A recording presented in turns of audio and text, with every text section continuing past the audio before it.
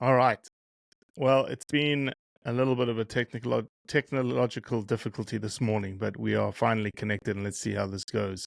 Um, I don't even know where to start with this, Mike. How about we start with, let me go through a couple of questions for you, and it almost is an introduction to who you are. So, Mike Labuschagne, currently, who do you work for, Mike? You just work for yourself, right? Yes, that's correct, Robbie. Okay. Who did you used to work for? Well, I've had two careers in my life. I was in the military for 19 years, and then I was brought into conservation by Dr. Anthony Hall Martin of the South African National Parks Board. He recruited several ex-Special Forces soldiers because he could see that anti-poaching and law enforcement was going to replace ecology and other issues on the center stage of the conservation of Africa's wilderness areas and their wildlife product. So I've had two careers, 19 years in the military and 19 years in conservation. And who did you work for in conservation? I started off working for the South African government, seconded to the Malawi government. Then I worked with Frankfurt Zoological Society, and then I worked for the International Fund for Animal Welfare, IFAW. And what was your job at IFAW? IFAW headhunted me to start a landscape project. So their traditional donor base, which was naive little old ladies, they felt were literally dying out. Their funding from that source was reducing, and they wanted to go into landscape conservation. So they headhunted me and asked me to take them into landscape conservation. We made this agreement in the year 2010. And why did they headhunt you, Mike? I know that you said you worked with Anthony Hall Martin. What gave you the qualifications that IFAW was like, hey, we want this guy? Well, firstly, my practical experience. I had spent 19 years in the military, and other special forces operators that they had recruited had proved to be extremely capable. So when I was working for South African Parks Board, seconded to the Malawi government, I needed funding to start a fence attendance system, because all over Africa they put up fences that don't work. And I realized you had to have a human element to fencing to make sure it continued to work. So Mike, this is fencing people away from wildlife away from people. Is that what you're talking about? Well, it's basically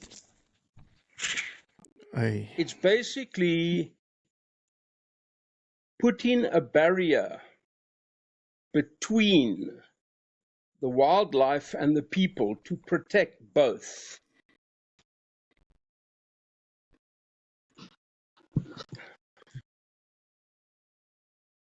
I've lost your picture, Mike. Okay, there you are. So this fencing project is it's a general fencing project, or many different areas that you've been involved with from a fencing project perspective? It was the fencing in Liwonde National Park where I was working. So the fence wasn't functioning and it was being used for snaring wire. So I wanted to create a fence attendance system that would monitor the fence, repair the fence, and keep it working. And IFAW said they would help me. I asked Anthony Hall Martin about IFAW, and he said they had helped him buy land for Etosha. And so I was quite happy to work with them. So that was the first introduction to IFAW, really, was your Lelonde project, that you needed people to look after the fence, keep it intact. It wasn't a human-wildlife conflict with wildlife scenario, right? It was just they were using the fence for snaring? Well, there was massive human-wildlife conflict, and that brought about the need for a fence. But the fence didn't work, so it wasn't solving the wildlife conflict. And since it didn't work, the people used it as a means to snare animals and in a way protect themselves from the human-elephant conflict. So this is when you got headhunted by IFAW. This is for this project. You approached them. No, so I had sent out requests for funding to various organizations, and it was IFAW that responded. So that was in 1998. And they sponsored the project for 4 years, and they simply gave me grant money. I used it, I reported, they were happy, and it allowed us to effectively protect the fence and to use it to stop human-elephant conflict. So in 1998, yes, you approach IFAW, you've approached a bunch of people. Who's paying your salary at this point? Nobody? You're just looking for people to help fund different projects that you see? No, I was seconded from South African National Parks to the Department of National Parks in Malawi. So it was an official secondment through the Department of Foreign Affairs. Okay, I get it now. So you're getting paid by South African National Parks, working for Malawi, looking at their situations. Hey, I've got this issue. We've got this issue with this fence in the Londe. You're like, okay, now I need to go find money. Let's go raise some money to help the situation. Exactly. Because the assumption was this fence was going to work. When I got there, the fence wasn't working. So nobody had made a budget to have a human element protecting the fence. So that wasn't part of the budget. So I just went around looking for funding, not for my salary that was covered.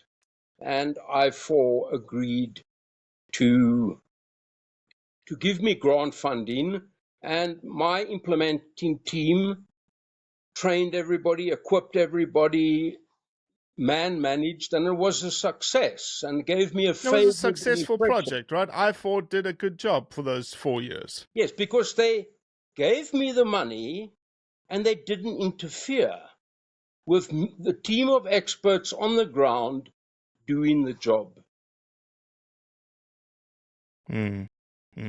Okay, so now we're 2002, 2003. How do we go from 2003 to 2010, 2011, 2012?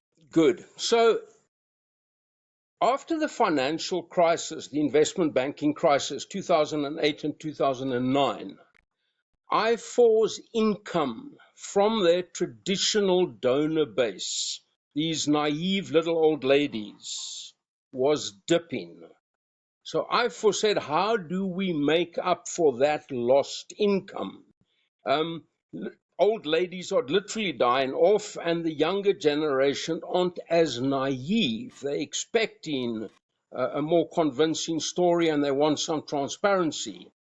So let us find somebody who can take us into serious landscape conservation where we can access development aid funding. And they came to me because when it comes to a hostile environment and initiating a difficult project, I've got an excellent record. So they came to me and headhunted me. And the job was what? The job was to initiate, to find a landscape project for IFAW and to set up a landscape program, a landscape conservation program. Okay, so what did you do? So, I mean, I did it quickly and efficiently. I had all the right contacts. I had a lot of respect. I had a record of success. So within 6 months, I got a beautiful landscape, the Luwandi landscape. I set up a plan. The DNPW signed it. IFAW agreed to it, and we commenced. Okay. And just talk us through that project and the sequence of events that moved on from there. All right, so now what happens, Jason Bell tells me that now there are various factions in IFAW. And Who's Jason Bell? he was my contact in IFAW. He is currently a vice president and one of the top 10 personalities in IFAW. So Okay. I've had a relationship with him that went back to 1998. So he told me there's these different factions. So my attitude was, you headhunted me for a job. I spoke to the senior people in IFAW. They agreed. They asked me to go into the park. The DNPW signed. We are morally obliged. We occupy in a space. We need to fill that space and carry out the project. DNPW is Department of National Parks and Wildlife? The Wildlife Authority, yes. Of Malawi. Yes. Okay. So to cut a long story short, there was this constant faction fighting within IFAW. Now, when I was simply getting grant funding, I got grant funding once a year. I gave them a report. I didn't know IFAW, and everything seemed fine. When I was commissioned to start a whole project and become part of IFAW, this is when I realized, this is when I saw this factionalism, but I also saw people could see I was very capable and I was going to do stuff, and they warned me. So some of the most senior people, or who are senior in terms of years service, they warned me. They said, Mike, what you got to realize is that for years we've been telling little old ladies, have a look at this cute kitty. It's a cute little kitty cat. Give us 50 pounds, otherwise kitty cat goes in the blender. And for us now to change this very naive way of getting money, there is going to have to be a huge shift in the way IFAW thinks and the way they're structured. And that is going to cause you a lot of grief. And so it proved to be. So that, why did the upper echelon think that was going to cause you grief? Because they didn't think that people were thinking on the same level as you were? No. What the problem was is that, and again, one of the most senior people told me that as an act of serendipity, they wrote to little old ladies and said, please give us money. We want to save the kitty cat. We want to save the dog. We want to save the whale. We want to save the walrus. We want to save anything that looks cute. And they got millions and millions of dollars. And so they had got into this windfall. They paid themselves very well. They only traveled first class. And they were worried with a real conservationist coming in there and trying to fulfill conservation objectives rather than to live a very simple and luxurious life. It was the first time I had come across people that wanted to be opulent and indolent. You meet people that are driven to make money, and they're very, very busy. They're driven. They don't sleep long hours.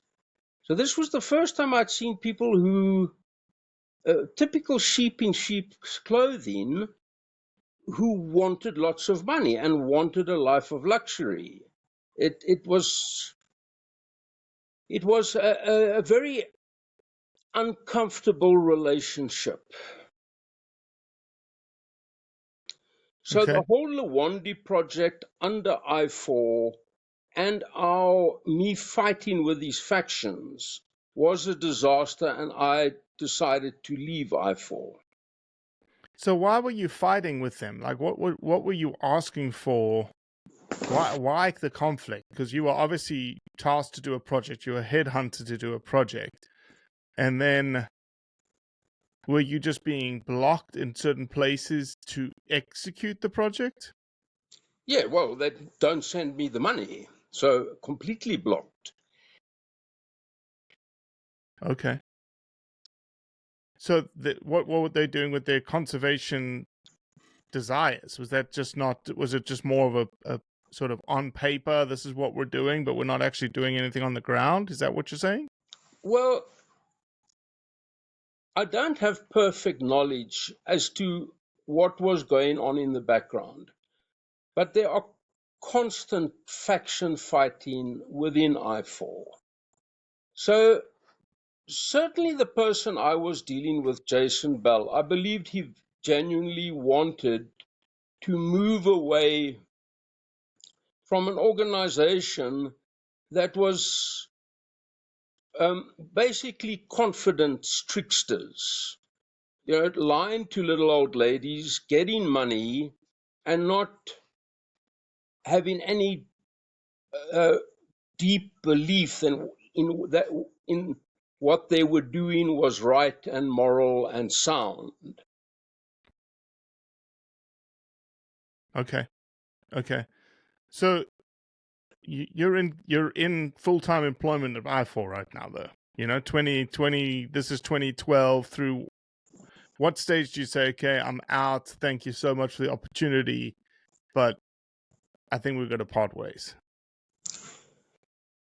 Well, what happened? I got an opportunity to work again with the Frankfurt Zoological Society in Gonarezhou, and that was very fulfilling work.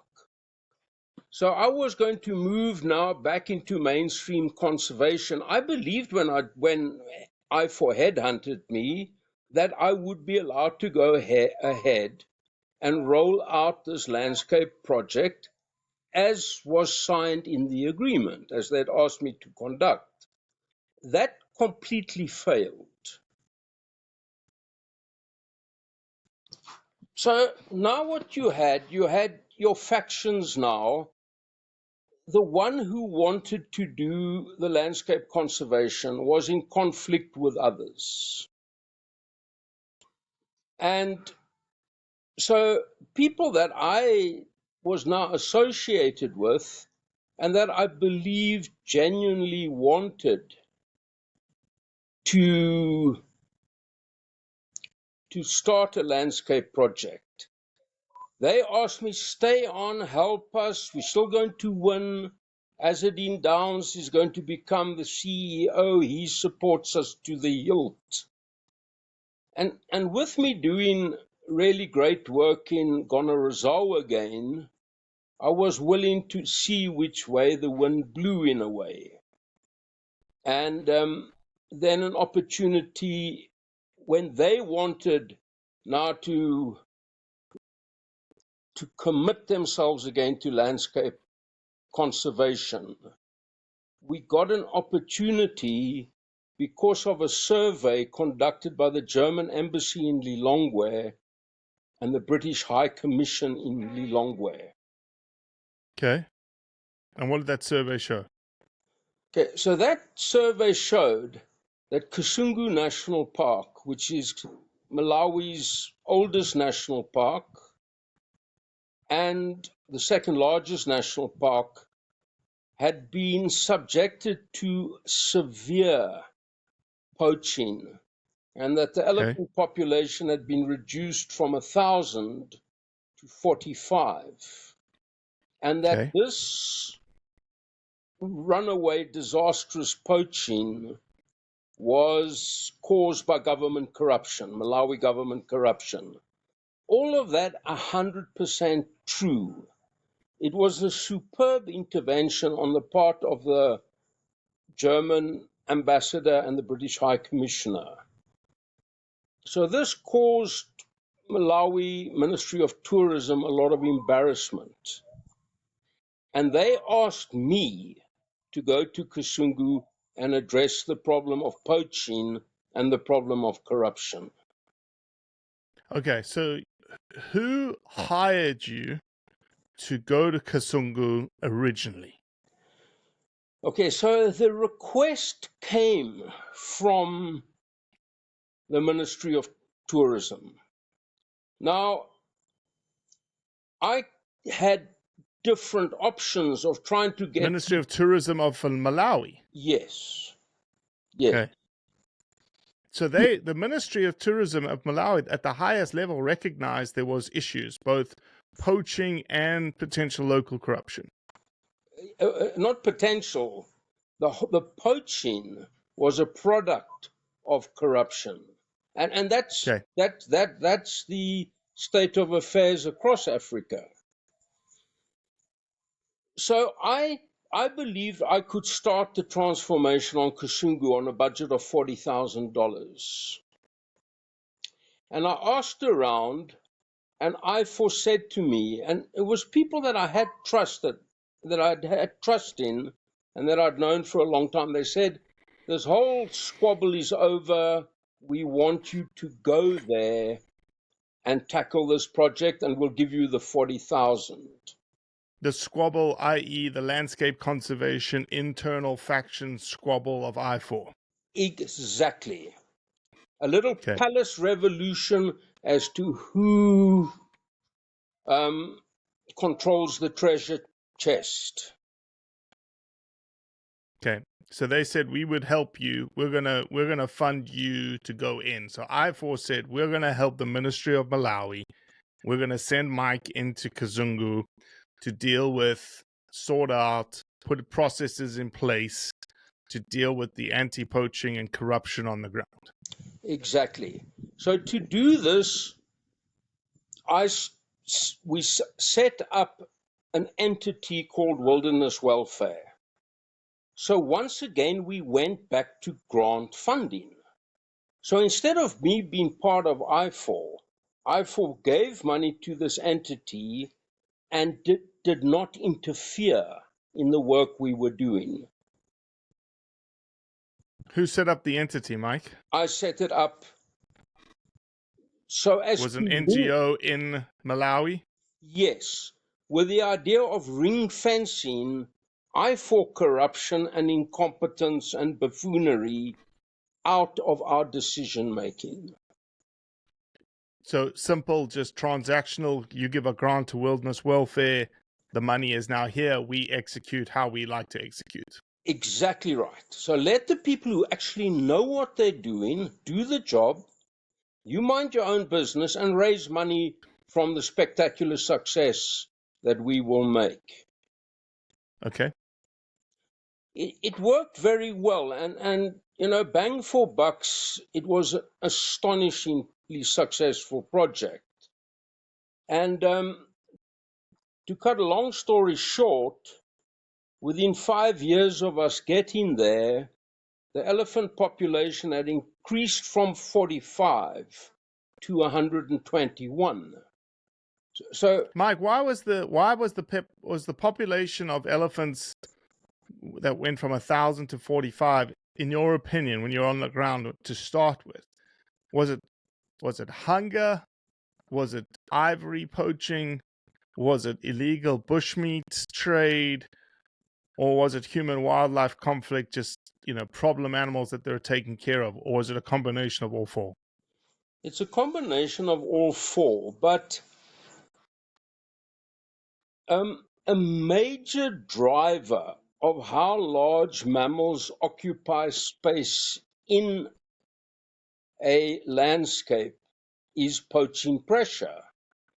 So as I was living there on a day-to-day basis and tackling the poaching problem and having a very vibrant informant network and setting up an investigation and intelligence unit, which was spectacularly successful, I had no doubt in my mind that during the terrible poaching period in the mid-1970s to late 1980s in the Luangwa Valley, that poaching pressure pushed a lot of elephant into Kasungu. And when Kasungu's elephant poaching went out of control, a percentage of those elephants went back to the Luangwa. Okay. And that explains the elephant population growing from 45 to 121 in 5 years. The poaching in the middle part of the Luangwa Valley was out of control, and that pressure pushed some of that elephant population back into Kasungu National Park. So we And were what having time frame are we talking about here, Mike? 5 years, from 2015 to 2020. The elephant Okay. population increased from 45 to 121. So a pretty connected system with Luangwa, as you say, as what you're trying to sort of illustrate here, that there's movement between these two parks.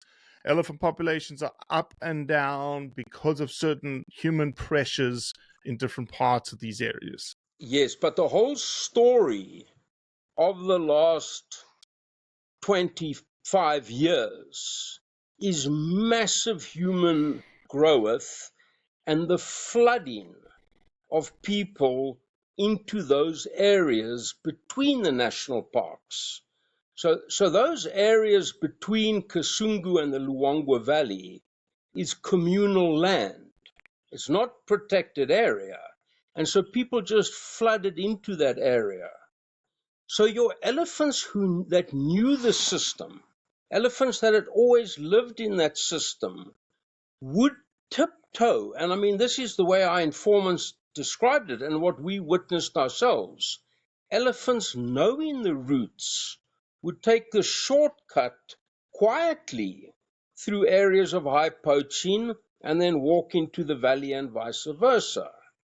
So there was the elephant population that had always been there, a human population that had always been there, but massive growth in the human population, doubling in 10 years, and just filling up those spaces. But if you look at going from 45 to 121, and being supplemented from a herd of 16,000 in the Luangwa Valley, what you see in Kasungu is the fastest growing elephant population in any park in that region, and a very varied.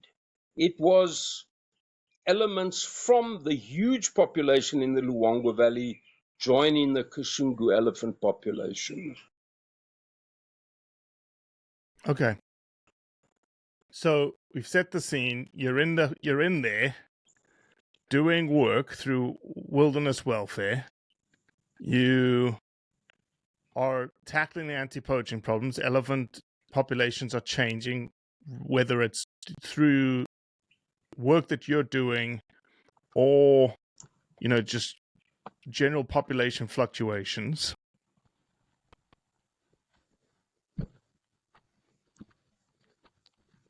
All good?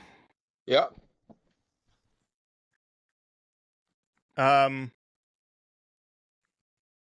How is everything going in terms of the work that you're doing? The anti-poaching work and everything is working well, right? It's spectacularly successful. We completely changed the amount of ivory that was being recovered, the number of arrests that were being made, and as I say, a clear and visible increase in your whole large mammal populations. Elephants growing from 45 to 121, and the doubling of all other large mammal species such as buffalo, zebra, antelope, etc. Okay, so then there is an idea, I assume, from IFAW or from someone. Who comes up with the idea that says we need to move more elephants into Kasungu? Well, African parks initiated that, because in Liwonde now, their elephant population was increasing, and so was their human-elephant conflict. So this is a politically sensitive topic that they needed to address. So they wanted to move elephant. Now, when you've had your whole large mammal population decimated in a place like Kasungu, obviously it affects the vegetation. So I was completely accepting in 2017 that we could bring animals. I mainly wanted bulk grazers and bulk feeders, but that we could accept 150 elephant as long as we got a lot of bulk feeders, bulk grazers to revitalize the vegetation of Kasungu National Park. Now that was in 2017, and then I wanted to make sure that we sat down and started a steering committee, that we could see that necessary precautions were in place. What do you mean necessary precautions? Well, obviously, I often say to people, if somebody said to you, I've got 250 cats, will you help me go and move them, dump them somewhere? You would say, well, you can't just go dump 250 cats. You're going to have to get permission. You're going to have to see how we're going to feed them. How do we release them that they don't just run all over? When it comes to 263 elephant or 150 or however many, you've got to plan it properly. You've got to see what precautions are needed, how they're going to get sufficient food and water, etc., etc. So those are the precautions. To pick up elephant and buffalo here and go dump them over there, it is potentially disastrous.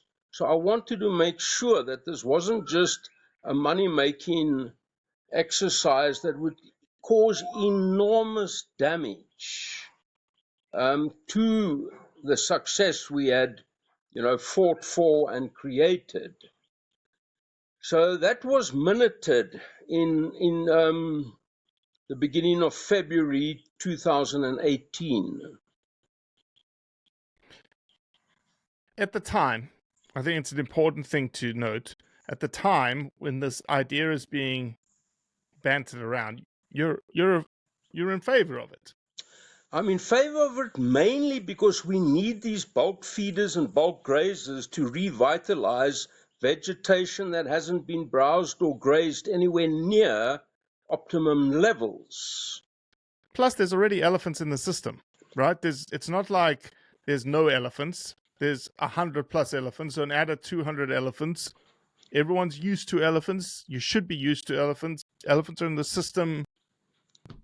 Yeah, exactly. So it made a lot of sense, but it needed to be properly done.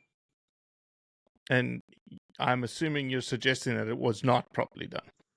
No, your whole problem, that our whole success was based on the fact that people that were properly trained, when they were allowed to do their job, it was a highly successful program. When people from IFAW, driven only by self-aggrandizement, wanted to take over and run that park in their personal interest, rather than the interest of the people and the animals of that system, that was the disaster, and that disaster started in 2018. So what happened in 2018? Did IFAW take over Kasungu National Park? No, the problem was IFAW asked me to write a grant proposal to USAID. USAID had put out a notification, for proposals. So I wrote the proposal, thinking we had been so successful for the previous 2 years that we could now deal with more funding. So I wrote the proposal went through, and then we had a second phase where we established... And what was the proposal for, Mike? The proposal was for funding for law enforcement and community engagement on the Zambian and the Malawi side of Kasungu National Park. Okay. So my proposal went through the first round, and then I went down to Pretoria with Jason Bell, and I could give presentations that showed just our spectacular success. And that basically got IFAW approved for this grant. It was not just one of the biggest mistakes of my career, it was one of the biggest mistakes of my life. And the damage that process has caused to Kasungu and the people of Kasungu and the wildlife of Kasungu is absolutely shocking. But that doesn't make any sense, Mike, because the proposal was for anti-poaching and community engagement. Yes, but now, as I say, when I went to Kasungu National Park, I wanted a budget of 40,000. On a budget of 40,000, you can only be successful. When a ruthless development aid agency, and remember, IFAW was always, in my mind, when I got to know them, a criminal operation, but it was simply a confidence tricking. You convinced a little old lady you were doing well, she gave you £100, and it was a petty crime. When you only have the capacity to utilize perhaps $800,000 a year, and now your development aid agency and your corrupt NGO, they only want one thing. They want you to burn that $8.8 million as quickly as possible so that they can burn it and get another 8 million. So there is nothing more that conservationists have been very successful on half of what they needed.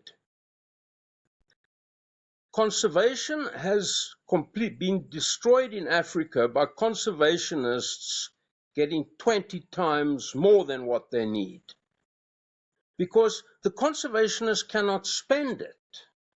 And so you get these people from outside coming in and trying to spend the money for you purely in their own interests and not having an idea what conservation entails.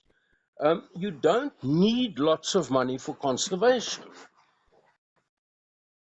So surely, though, that money was going towards anti-poaching and community engagement, if that was what the grant was written for. Yes, but in the time I worked for IFAW and USAID together. But were you working directly for them, Mike, or were they paying wilderness welfare to do the work? Well, this is where those lines became fudged. So IFAW used the $8 million from USAID to once again try to take over the management. Management of the work that was being done on the ground, the community work, the anti-poaching work. Exactly. Okay. So this was absolutely disastrous. And my entire attempt was to continue to allow the people who knew what was going on, who had skin in the game, to continue to be allowed to do conservation work rather than these avaricious people wanting to burn funding as quickly as possible so that they could get more. So that is where the contest was played out from 2018 onwards. So what happens from that point? Again, I get what you're saying, but I at the same time I don't, because where does the conflict happen here? Where does the issue start really becoming an issue? Well, now you need, as I say, I needed 40,000 to start the project. And your informant network, your vehicles, your patrol ration system, your investigation and intelligence all requires ongoing funding. Not a lot of funding, but you have to maintain momentum. So what they were doing, they were withholding funds from us because we were complaining. They were giving funding to people completely unqualified. And this was deeply affecting our ability to continue to manage the park effectively. Now, also, they wanted now to go ahead with this elephant translocation. Okay, so, but does that tie in with the project that you're doing? Is that where the funding came from? Or they get other funding from somewhere else? No, they want picking up elephant here and dumping them over there is a massive money spinner. So I forgot wildlife photograph of the year, in picking up elephant. Well, they didn't do it. You hire somebody, a game capture expert. All of this used to be done by the departments in the old days. This is now done by private companies. Right. Game relocation, game management works all privately done. Yep. Exactly. So it's a massive money spinner, whether it's done properly or not. So this is where your conservationist, who knows that if you just bring elephant there and dump them, it is going to be a disaster, and everything you've worked with, everything that you started with on a 40,000 budget is going to be destroyed by this carpet bombing of 8 million, and then dumping elephant there where you can blow huge amounts of money but raise even more than you blow. So it's a typical situation of conservation fighting greed. Mike, I'm a little confused though. I'm trying to figure out, where did the idea of the elephant translocation come from? Was that from Africa Parks that said, Lelonde, there's too many elephants, we need to move them somewhere? Oh, Kasungu is an area that we can move elephants to. Quite Is right. that how it came about? Yes, in 2017. So, okay. As I say, in 2017, I was quite happy with the idea, because we had to get enough browsers and grazers in, because any natural vegetation requires natural levels of grazing and browsing and trampling and wallowing and urination and defecation to keep that system vibrant. That is how it formed. It formed in relationship with the abiotic elements of the landscape, with your large mammal populations and your vegetation. There's a dynamic ecology, a dynamic relationship. We needed to recreate that. But you said that you had some reservations. You loved the project, but you had some reservations. Yes, and so in February 2018, we held a meeting and I recorded those reservations, and everybody agreed. In 2018, when we had massive interference from IFAW, these incompetent people, these incompetent self-seeking people that we had ring-fenced out of interfering in management, when they came back, that is when I stopped the translocation dead. So I was then against the translocation, and through my efforts, it was stopped. Now, it was stopped because if you had these money-grubbing people who didn't give a damn about the people, the animals, or the long-term sustainability of that natural landscape, they didn't give a damn about it. It was all about self-aggrandizement. If they were allowed to make decisions, the integrity of the project and the integrity of that landscape would have been destroyed forever, which is exactly what happened. So there was this fight between me and them. I had enough influence to be able to stop that translocation dead in its tracks in 2019, 2020, and 2021. But it still happened. No, it didn't happen while I was there. So now this fight between myself and IFAW.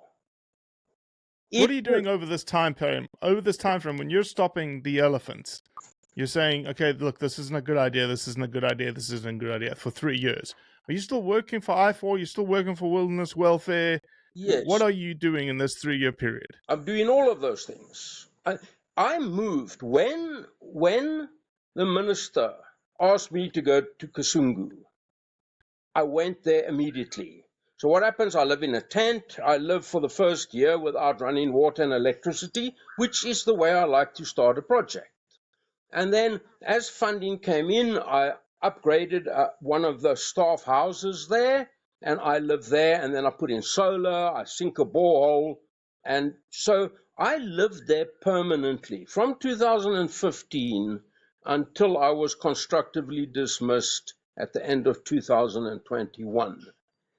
Dismissed by the Malawi government? No, not by the Malawi government, by IFAW. Oh, because you had changed your, because you were, number one, you were seconded by the Malawi government, right? No, but now you're working for IFAW. In the 1990s. It was the minister who asked me to go to Kasungu. So, right. So now it was me who brought IFAW into Kasungu. And this is where I accept that I'm partly to blame for the human rights abuses, the corporate homicide, the death of scores of elephants, the brutalization of thousands of people. I am party to that because I brought IFAW in there at a time where I had already good reason to believe that they were thoroughly corrupt. I had faith in a few individuals who I believed would make good decisions. Those few individuals, I believe, had good intentions, but they were not going to lose their job for any kind of matter of principle. So they clung on to their jobs, and, so be it. But having joined the army at 17, I'm not a free agent. Something like honor or integrity is something that nobody can take from you. The only way you can lose it is by giving it away. So by the end of 2021, I could either make the decision that Jason Bell and others made. Hang on, let me screw over the landscape, let me screw over the animals, let me screw over the people and cling on to my job. Because I have yet to meet anybody in IFAW who has the competitiveness to earn the salary they earn in IFAW on the free market. They would not stand a chance. The sheep in sheep's clothing would get eaten alive in a competitive system. I thrive in a hostile environment, not because I'm special, actually because I'm very ordinary. If you live an authentic life as a male member, an alpha male member of the species Homo sapiens, you thrive on competitiveness. We like a eat or be eaten scenario. So at the end of 2021, I could either betray my 62 years of maintaining integrity and maintaining honor, betray my mentors and my teachers and haul myself out for an eye for salary, or I could remain true to those who had always believed in me and what I'd believed in from the day I opened my eyes, and continue to resist this criminality that was taking place in Kasungu National Park. Was there, at the time, the elephants hadn't been moved, right? No, they hadn't. They were moved 5 months after I left there. I want to be very clear here. You're saying criminality is occurring. What criminality? Okay, so... Is it just criminality in again, I don't mean to be crass about it, but criminality in your mind that they earn too much? No, where the criminality comes in, there's such a thing as duty of care. So let's say I am given a fat contract to clean windows of a 20-story building. If I'm constantly dropping buckets filled with water and soap on people's heads and on people's cars and killing them, at some point, people are going to say to me, you are criminally liable for earning a lot of money cleaning windows and not taking the precaution that 3 times a day you knock off heavy objects from 12 stories up and causing a lot of damage to everybody else. So so if you are given a contract to provide lifesavers in the holiday season, and to save money, you only hire people who can't swim, and a lot of people drown, you are criminally negligent. You did not take duty of care.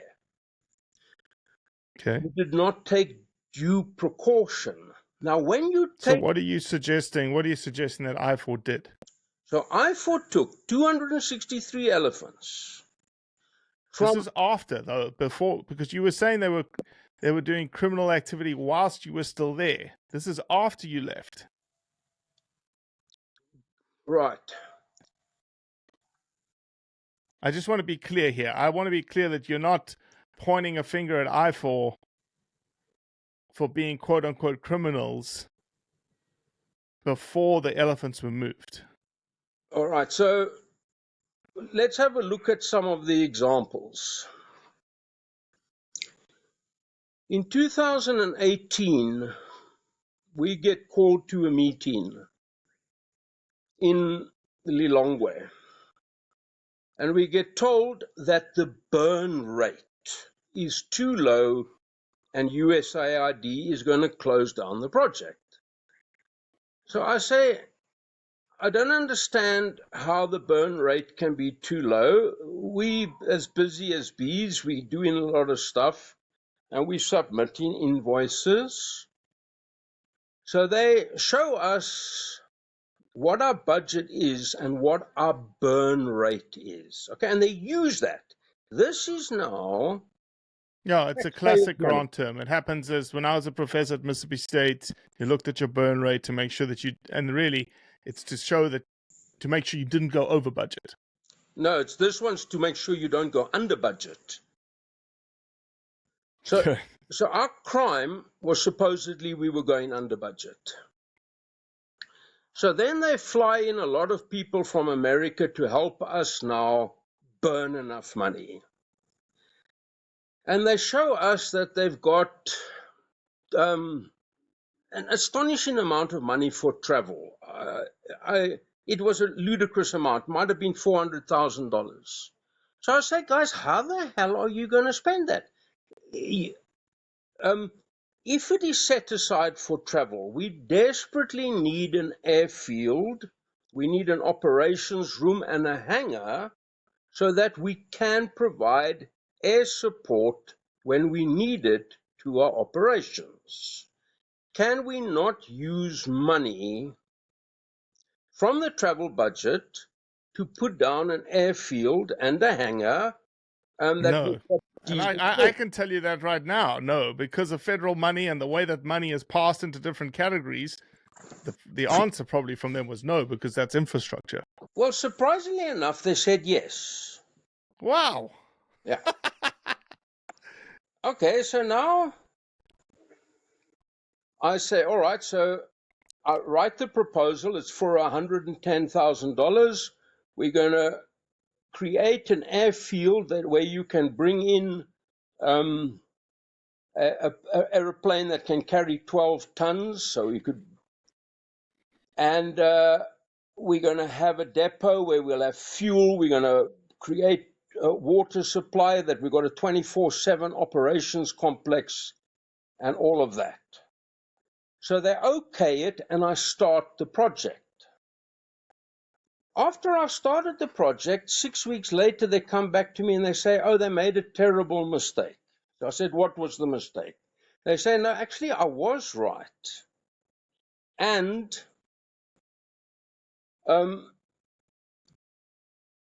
somebody in Massachusetts was putting our expenses in the wrong account. So while we were spending money, it wasn't reflecting, and that is why they thought it was we were not burning enough money. So to me, this is incompetence to a level that I've never experienced in my life. How could you not know what you're spending? So now they tell me, okay, you have to stop the airfield renovation and the ops room. Oh, so I can't stop. We've already got tractors on the go there. And if we don't do this now, we're going to lose the $30,000 that we've already plowed in, because we also had to connect water to the staff complex. So that happened. So what I decided to do, I said, right, I'm going to put $60,000 in this and complete the job, because I'm not blowing away $30,000 of either little old ladies' money or American taxpayers' money. So I had to loan the project $60,000, and we completed it. So if you see pictures of USAID, you will see them opening the airport that I paid for and was later refunded by IFAW. So it's that type of buffoonery that I'd never. Yeah, but that's not. To me, that's not. I get your frustration there, but that kind of stuff happens all the time. It's just part of the federal grant process. It's just things happen, things change, things move, things are delayed. They don't happen the way that a guy like you, that's a military guy, that's like, hey guys, this is not right. This is incompetent. Like stuff like that happens, unfortunately. Yes, but the name of the project was Combating Crime. And we were combating crime deploying 60 automatic firearms, assault rifles. So when you've got that level of intervention, you've actually got to pull up your socks. You're not some fucking student at some university blowing daddy's money. you chose to go into an armed operation that requires a certain level of professionalism and command and control.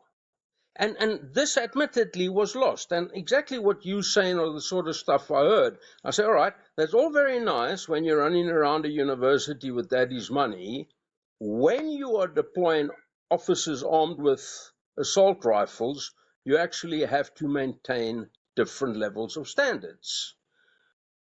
At I that get that. same I get that. time, at that same time, they wanted to burn some of this huge travel budget. So they decided they're all flying off to Victoria Falls. Did I want to go with? I said, no, I definitely did not want to go with. I've got work to do in the field, and I don't know why you need to go to Livingston and the Victoria Falls and book into a nice lodge there to discuss something that you can discuss on the internet or at a meeting in Kasungu National Park. So they all head off now to Livingston. Over there, they get mixed up on the different acronyms, and they suddenly take away from wilderness welfare the Wildlife Crime Investigation Unit that I had established in January 2016. So this is now suddenly plucked out of our landscape. The Department of National Parks wasn't at the meeting. So this is a Department of National Parks and Wildlife Investigation Unit that is now plucked away from our landscape and given to some crony to make money out of. Now, you can look at it whichever way you like. That is criminal. If you are using donor money and government money to push government decision and due authority aside, simply to allow a crony to earn some money, that too is criminal. So, Mike, let me. One of the things again, this is all leading to this idea that these elephants have now. There's a project that IFAW wants to put in place, right? Yes. And that is the movement of elephants from Luanda to Kasungu that you were opposed to. You were in favor of to start with. You were opposed to at the end. You're opposed to it from various perspectives, including probably your lack of trust for what IFAW was doing with monies tied to the grant. What happened then? Like you left in 2018, you dismissed from IFAW? No. So human-elephant conflict is possibly the single greatest threat to the long-term sustainability of Africa's wildlife, insomuch as elephants don't have votes and the people they trample upon do. And so there was no human-elephant conflict in Kasungu. As our elephant population quickly started growing, from 45 to 121, and because they were no longer being poached, because they had lost their fear of humans, human-elephant conflict, we could see signs of it starting late in 2018. So in the USAID grant, we already had pre-approved funding to upgrade the eastern boundary fence to make it elephant-proof. And this would have stopped human-elephant conflict from escalating and becoming a major management problem in Kasungu National Park. So everything was agreed to, and the fencing was supposed to be delivered on the 1st of June 2019. It was not delivered despite us having put everything in place and despite the entire team on the ground, that is the DNPW team and the Wilderness Welfare team, repeatedly writing to IFAW and warning them, we've got the money, we have to start the fence in June 2019. This was not done, and human-elephant conflict became the management issue in 2019. In many ways, we got behind the curve. That was criminal negligence, and I wrote to USAID and This is the original. IFAW. This is prior to translocation. This is just the elephants right now in Kasungu. That is your resident population that is increasing due to our law enforcement intervention. Right. Increasing rapidly, losing its fear of human beings, not finding plentiful forage because of the absence of large mammals for the previous 20 years, and now crop raiding.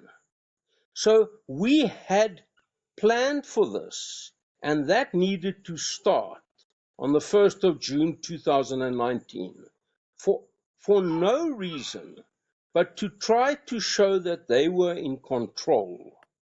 They did not provide the fencing. So I wrote to them and I warned them that they are now guilty of criminal negligence, and if this continues, me and them would face one another in courts of laws.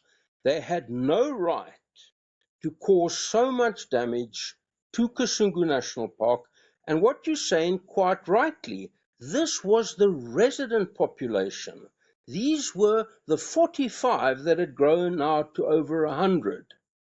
And that was an indication. And you believe in your mind, you believe that they are negligent. They're to blame because there is this grant in place that has provided money for anti-poaching and community engagement of the people around Kasungu National Park.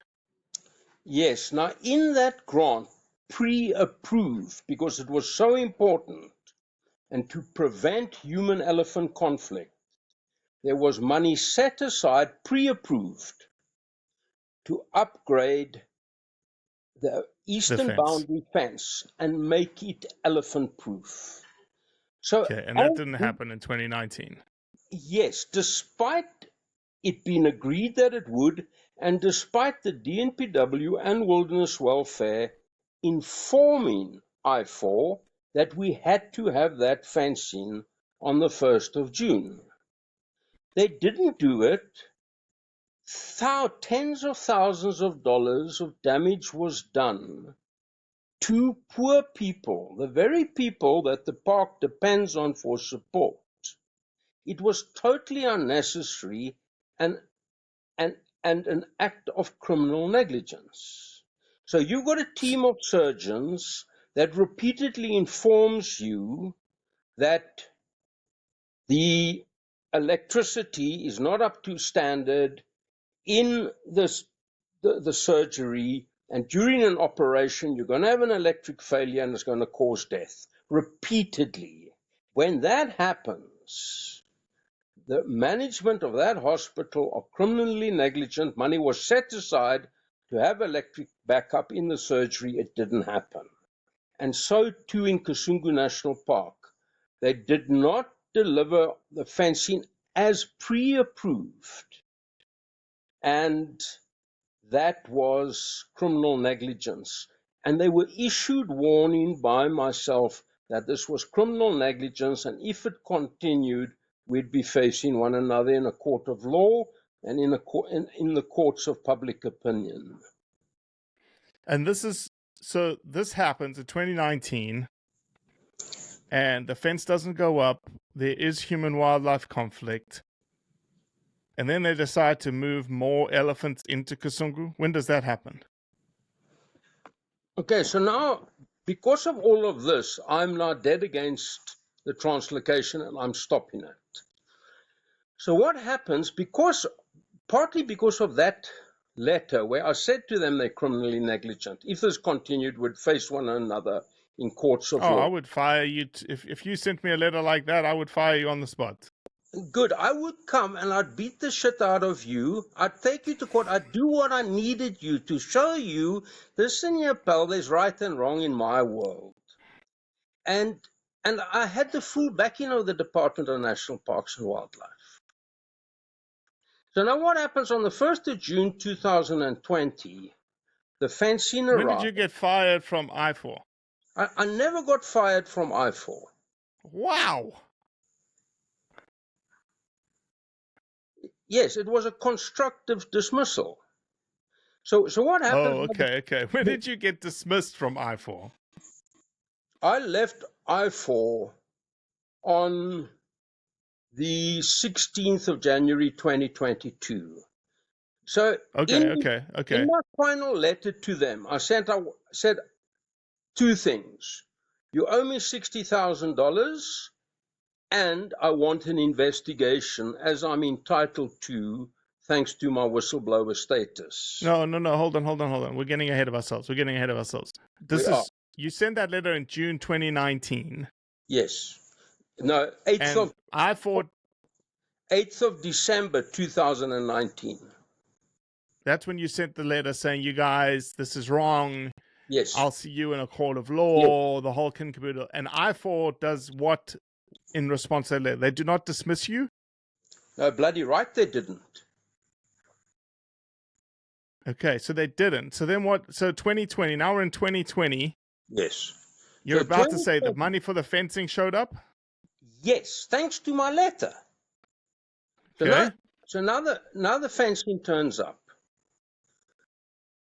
We put up the fence using the local community, and it is a spectacular success. The minister comes, the head of USAID come, everybody's happy. And the fence works a treat. The human-elephant conflict stops overnight. That fence that we put up from June to October 2020, no animal has breached that fence up until today because it was done properly. It's a fence that works. Wasn't done by a bunch of students on daddy's money. It was done by a professional group of people who know what they're doing. So that was a spectacular success. And the head of USAID came, the minister came, it was well covered in the newspapers and on television, a huge success.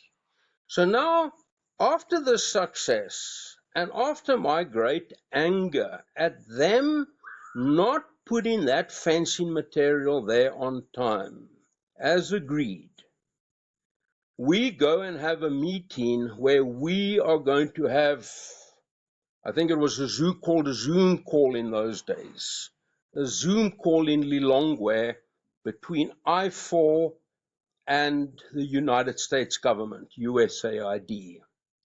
So IFAW and USAID always marginalized the Department of National Parks and Wildlife. They were never, ever invited. So I insisted, and I paid for the DNPW to be there. I said they have to be part of this. You keep on saying this is a gift to the DNPW when the DNPW are never part of anything. So I'm there with my fellow officers who have known me for 20 years. I've trained most of them.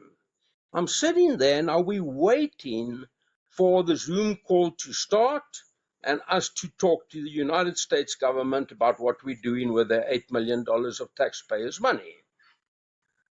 5 minutes before this call starts, the chief of party, so he's appointed by IFAW and he's appointed by USAID, but he's fully paid by USAID.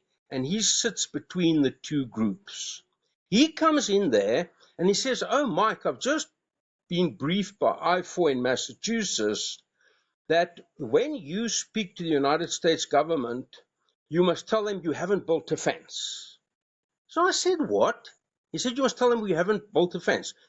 I said to him, Patricio, are you telling me I must lie to the United States government? So he said, yes. So I said, go back, phone whoever called you and tell them I will not lie, and I'm going to demand to know from USAID why the fencing wasn't delivered on time, which is exactly what I did. So I just want to tell you this, that for somebody to come and tell a commissioned officer, was a commissioned army officer, a justice of the peace, and is currently an officer in the DNPW, and is the only key personnel listed in the agreement that gave you $8 million, to tell him to lie to the United States government. It is something that should send you to jail for a very long time. It's completely unacceptable. And that is what was the catalyst for me deciding to go into dispute with IFAW. You cannot do that. Now, maybe you did that at university, running around there, smoking dope, having too much alcohol, and all on daddy's money. But you do not do that when you are exercising command and control over 60 officers armed with automatic assault rifles. And you just don't tell a commissioned officer to lie to a government. It is absolutely unacceptable. And you put that along with all the other things that were happening and continue to happen, culminating in the dumping of 263 elephants. And what you see there is Hold criminality, including corporate homicide, including the human rights abuse of 12,000 people, and a list of minor other offenses. Hold on, Mike. So let's just, again, you're getting ahead of yourself. You have this meeting. Obviously, things don't go well in the meeting. This is now end of 2020. Quite right. Okay, so then what happens? You leave that meeting or you say, I'm done? Yes. But up until this point, I would say, and I'd love your opinion, up until this point, the project's been very successful. It's been successful beyond belief. Okay. Even though you've had frustrations with I4, even though you've had frustrations with money arriving, you having to put money up, that kind of stuff, the project's been extremely successful. Successful beyond belief. Okay. So now we're into 2021. You're still employed by I4. You said you only got dismissed in 2022. I was When never did the dismissed. elephants move? Oh, you In were never July dismissed. 2022. So now I go into dispute with I4. I say to them, right, it's a constructive dismissal. This is what you owe me. Okay. So I4 come to me and they say, this is the most successful project we've ever run. And is there some way you are willing to continue it? Under what conditions are you willing to continue it? So while I4 are coming to me and asking me to continue, the DNPW and the wilderness welfare officers are writing to me and say, please come back. Everything is going to fall apart if we don't continue with what we call the empowerment model. If we allow these imperialists to rape and pillage this landscape, everything we have done hitherto will be meaningless. So I'm getting I4 asking me to negotiate and come back. I'm having the DNPW doing the same, and officers that I had worked with for 24 years very successfully, all doing the same.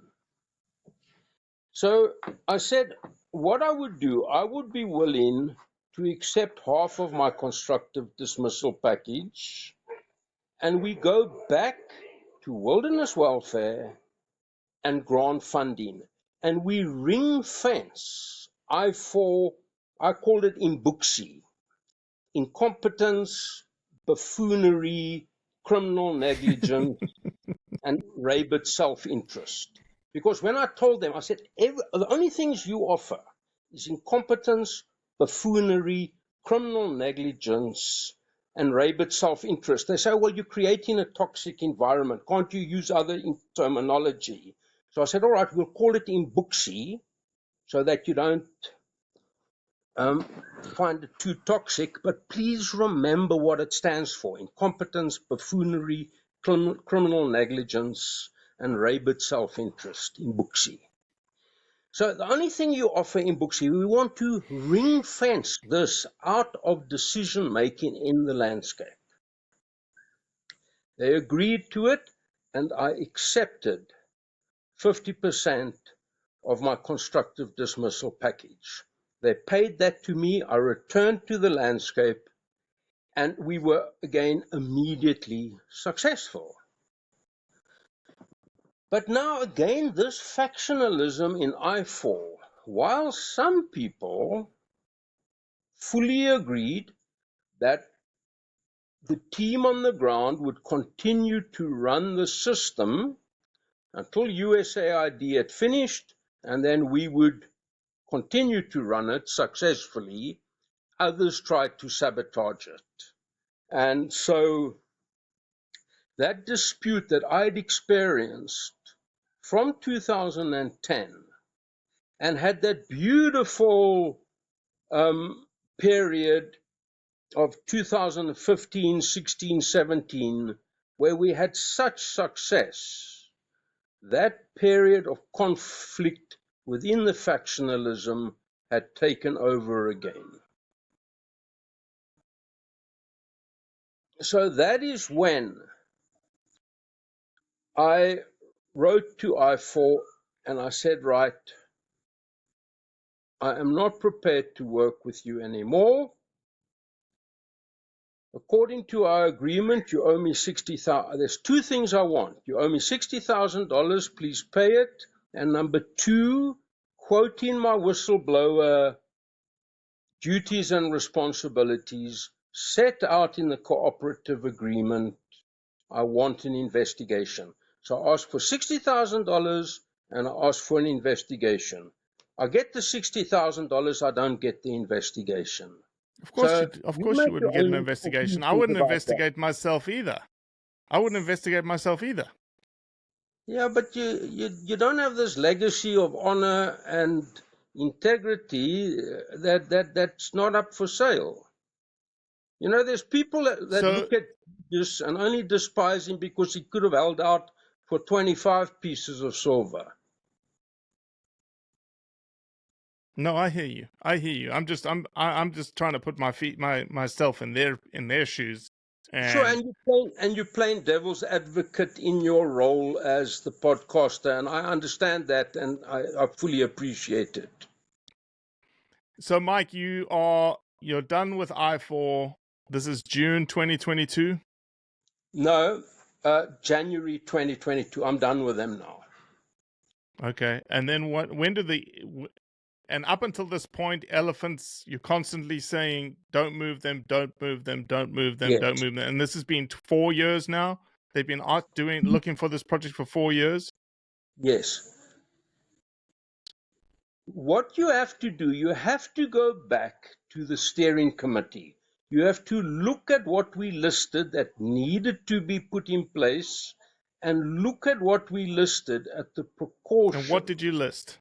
What did you list? Oh, well, we listed that the buffalo have to be put into a holding boma and the elephants have to be put into a holding boma where they are fed and allowed to acclimatize. We said that the community enforcement network and the investigation and intelligence unit had to be in place. We had to have a helicopter for the entire duration of the translocation plus 6 weeks. And we had to have fixed wing aircraft support for a period of 6 months. And there were a lot of others. What about fencing? And fencing had to be completed. So on the issue of fencing, in 2020, African Parks wanted to push the translocation in 2020. So the DNPW told them, please speak to Mike. What I said to them, if they can put forward the money for the entire fencing of the park, then we would do it, and as soon as it was entirely fenced, they could bring the elephant. But the other precautions, such as the holding boma and a period of feeding, a period of acclimatization, and the release in batches, and the helicopter support, and the fixed wing support, and the budget for all of these other things had to be in place. None of I that don't think was in people place. put elephants in bomas though when they translocate, man. It's just number one, it's such a big animal. Number two, how do you feed that animal?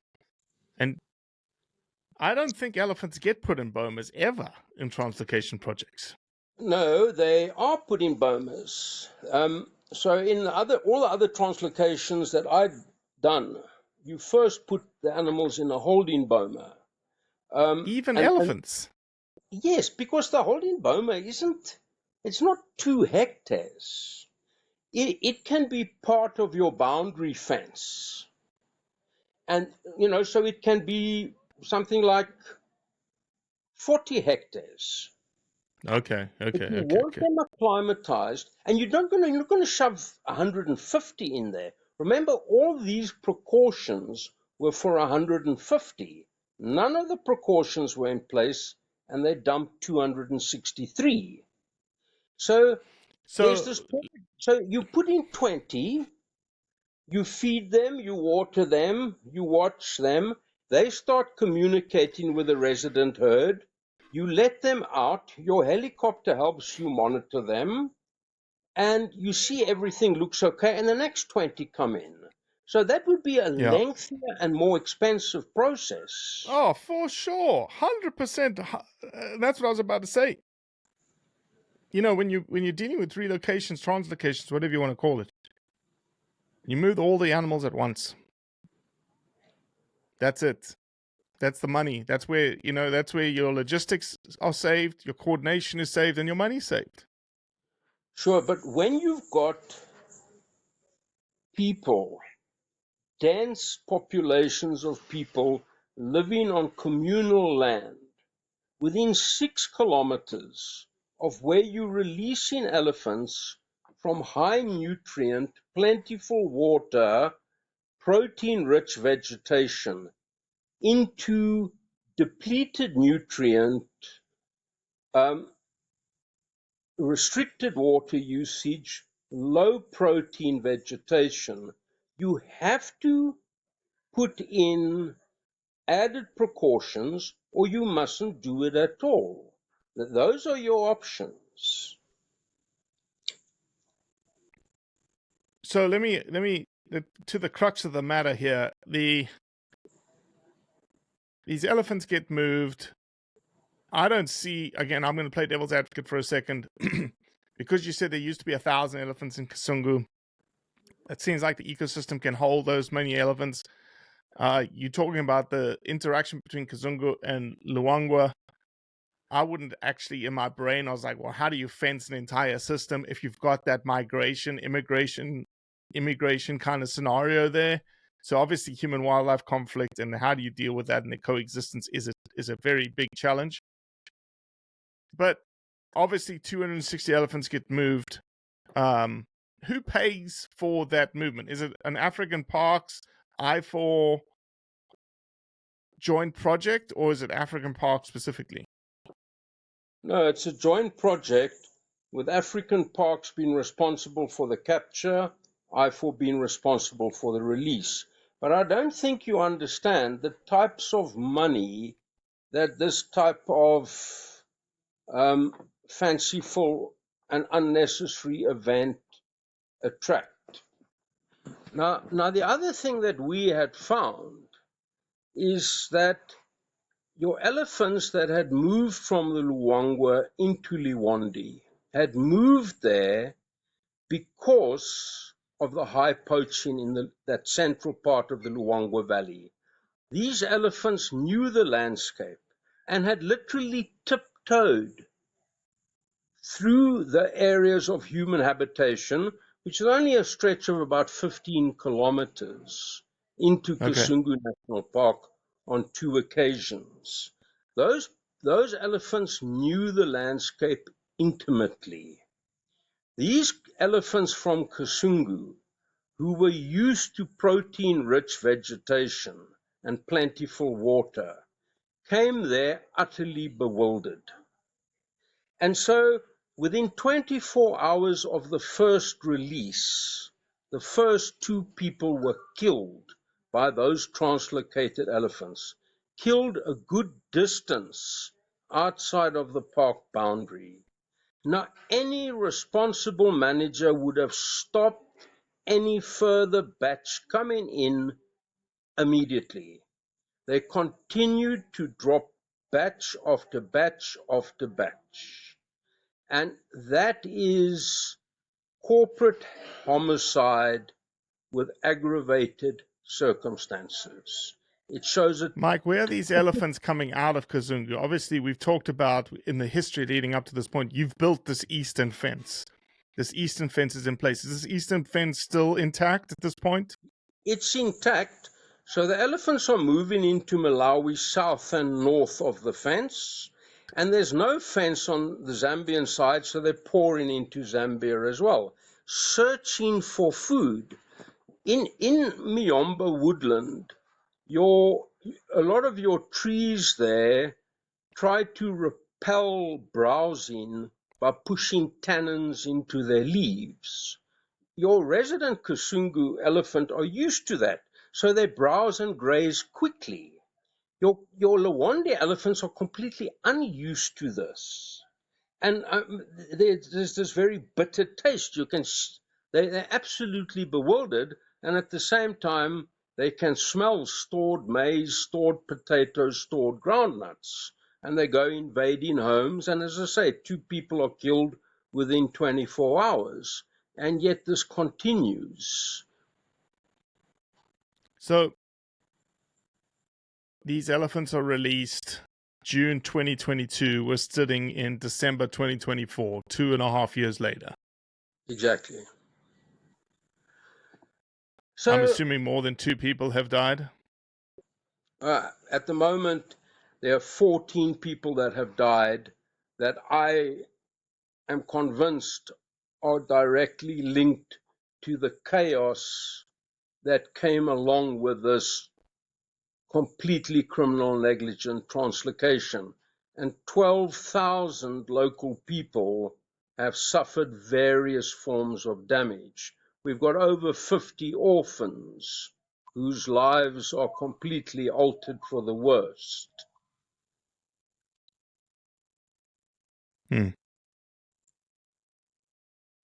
Not a good situation, huh? It's not a good situation at all, and it's completely unacceptable that I am unable to get an investigation into what went wrong.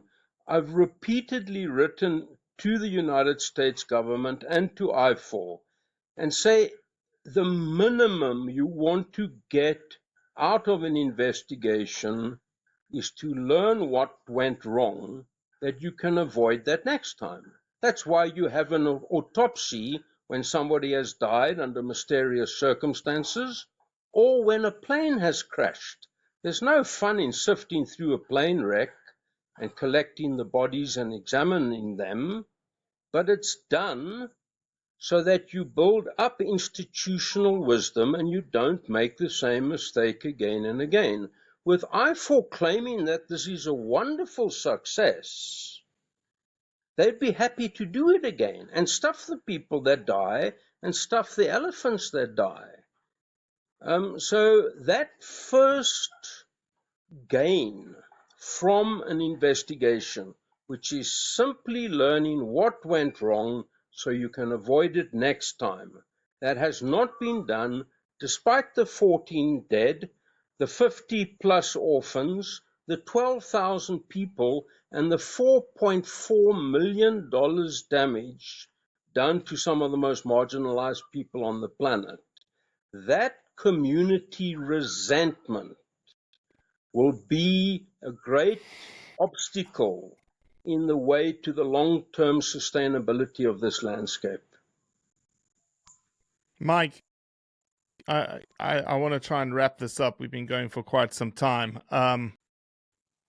What are your next steps? And maybe talk about your next steps, and then talk maybe generally about your vision for African wildlife conservation.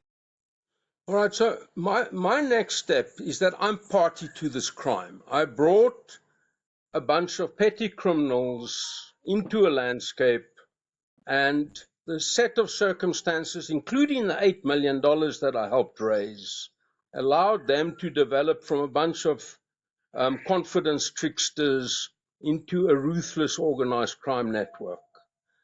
I was given whistleblower status. I'm determined to get that investigation underway. If the only thing that we achieve is to have a list of lessons, so this appalling situation never happens again, that's enough. There's another thing. I had to accept whistleblower status because I was the only key personnel listed in the cooperative agreement that gave $8 million of taxpayers' money to IFAW. If I do not do my duty, the United States government can punish me. So the strange situation is, at the moment I'm demanding an inquiry. If I stop, they've got a right to punish me for not upholding my whistleblower duties, but they won't give me my whistleblower rights and hold the investigation. What is everybody so frightened of? If I'm wrong, an investigation will show I'm wrong and the matter's closed. But so it's the same like when I said, you owe me $60,000 plus I want an investigation. I get my $60,000, I don't get the investigation. So I am determined that that investigation will take place, and it must take place. So what I'm fighting for is an investigation, and I will accept, if there's a thorough investigation, I will accept it. Now I want to predict something. Part of that investigation, the German embassy and the British High Commission did a survey in the last 2 days of September and the first 2 days of October 2014. By a very credible total game count crew. That same flight pattern by the same team was done at the same time in 2020. I want that done again in 2025. Now hear you me and see if I'm wrong. If that is done exactly the same, by exactly the same crew, flying exactly the same transects, as was done in 2014, 2020. In 2020-25, they will find that Malawi has lost 100 elephants. Now, where's the justice that very rich people can kill 100 elephants and nothing happens to them other than they receive millions of dollars in reward? But a poor Malawian or Zambian gets 7 years in jail for killing one elephant. If that type of injustice is allowed to continue, then what we've done, we've overthrown the rule of law in this landscape. What about the human rights component? I know you've spoken a little bit to me about the human rights component. Is there anything that you're moving on that? Yes, funnily enough, while that translocation was going on in July 2022, the United States Congress passed a law that they didn't want any human rights abuse associated with development aid money. That law was passed by Republicans from Georgia, Kentucky, Texas, as well as Democrats from Massachusetts and San Francisco. There was a beautiful unity of purpose, bipartisan. I'm worried about divisions in America, but when it came to Republicans and Democrats agreeing that development aid money should not be allowed to result in human rights abuses, they agreed fully. And so the investigation will look at those human rights abuses And then they should pursue that very serious charge against IFAW. My role is not investigator, judge, jury. I am witness to crimes. I have whistleblower obligations, and I'd like those crimes investigated, please. It's a very humble ambition. Sure. And you're invested, right? You've been invested in the place for a very, very long time. You probably have very dear friends on the landscape.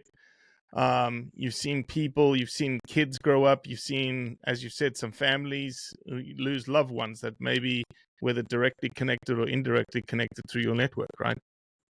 It's very. If I died tomorrow, 85% of the people that shed a tear come from that landscape. The first time I went and spent time there was 1992, 36 years ago. I don't want a bunch of rich, spoiled people to come and rape and pillage a landscape that I've been invested in for so long. Mike, is there anybody that knows the place, knows the people, knows what happens in that area better than you? Well, there's nobody with one foot in Europe. You see what I mean? In many ways, I've got one foot in the European world, and I've got one foot in Africa.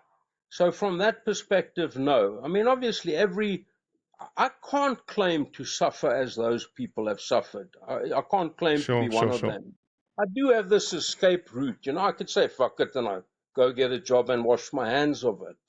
But as I say, I've got a lot to lose in terms of integrity and my sense of honor. And I hate bullying. And this is the suppression of the rights of poor people by very, very rich people. And there's no need for that. There's no place for that in 2024, 2025 soon. Yeah. But in your mind, the elephant translocation could have happened in just a different fashion with precautions in place, and you think it would have worked out? Do you think it was even necessary? It wasn't necessary. When you start a project and you've seen, and on the record, the elephant population has come down from 1,000 to 45. The way that it bounced back took me by surprise. But because you're there every second of every day, you see this develop. So the elephant translocation, there was no need for it other than making money. But if it had been done responsibly, as was set out in February 2018, it could have been a success. But there also has to be an investigation and postscript.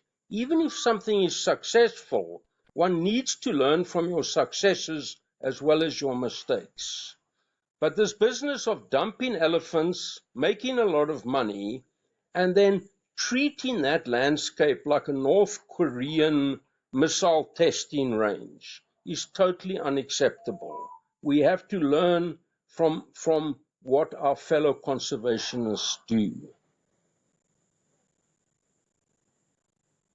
Yeah, well said, Mike. Well said. I'm sure this isn't the last time we will speak, Mike, on the subject. And I know that this was a long podcast that just set up a lot of context. And I asked a bunch of very specific questions that helped sort of lay the foundation of it all. Maybe what we should do next, Mike, is do a podcast that is very specific to the people. I know that you have interviewed a lot of people in this area. You've taken Ed Stoddard up, and maybe we do a joint podcast with you and Ed, and we say, okay, here are the things that you've seen on the ground. So I appreciate your time. I appreciate you setting everything up for us, Mike, and all the information. Yeah, and sorry about all the glitches. I mean, my daughter will come visit me in 2 weeks' time. I'll show her the computer, and she'll probably see what's wrong. She'll tell me to get a new one. Fine. It's all fine. The phone worked just perfectly. Trying to make some sense of all of that, eh?